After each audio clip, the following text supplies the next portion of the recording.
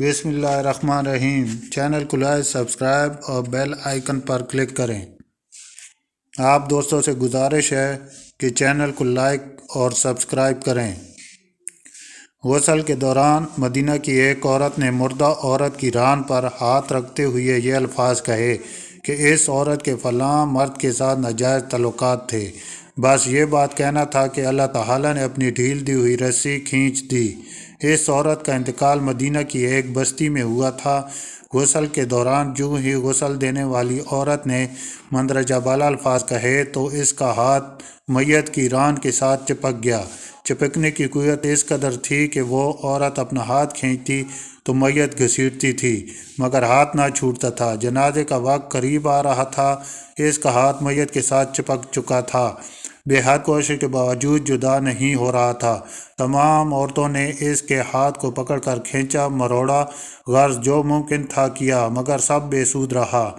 دن گزرا، رات ہوئی، دوسرا دن گزرا، پھر رات ہوئی، سب ویسا ہی تھا۔ میت سے بدبو آنے لگی اور اس کے پاس ٹھہرنا بیٹھنا مشکل ہو گیا۔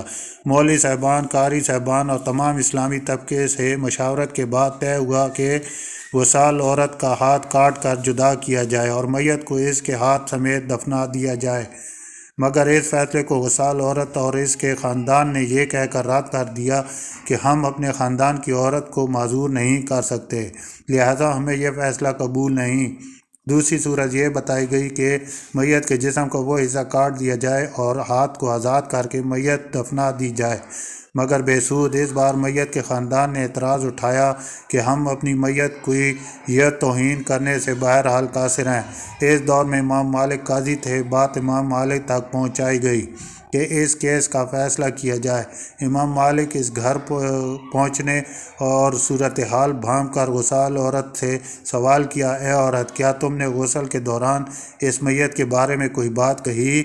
وصال عورت نے سارا قصہ امام مالک کو سنایا اور بتایا کہ اس نے غسل کے دوران باقی عورتوں کو کہا کہ اس عورت کے فلاں مرد کے ساتھ ناجائز تعلقات تھے۔ امام مالک نے سوال کیا، کیا تمہارے پاس اس الزام کو ثابت کرنے کے لیے گواہ موجود ہے؟ عورت نے جواب دیا کہ اس کے پاس گواہ موجود نہیں۔ امام مالک نے پھر پوچھا، کیا اس عورت نے اپنی زندگی میں تم سے اس بات کا تذکرہ کیا؟ جواب آیا نہیں۔ امام مالک نے فوراً حکم صادر کیا کہ اس وصال عورت نے چونکہ میت پر تہمت لگائی ہے لہذا اس کو حد مقررہ کے مطابق 80 کوڑے لگائے جائیں۔ حکم کی تعمیل کی گئی اور 70 بھی نہیں، 75 بھی نہیں، 79 بھی نہیں، پورے 80 کوڑے مارنے کے بعد اس عورت کا ہاتھ میت سے الگ ہوا۔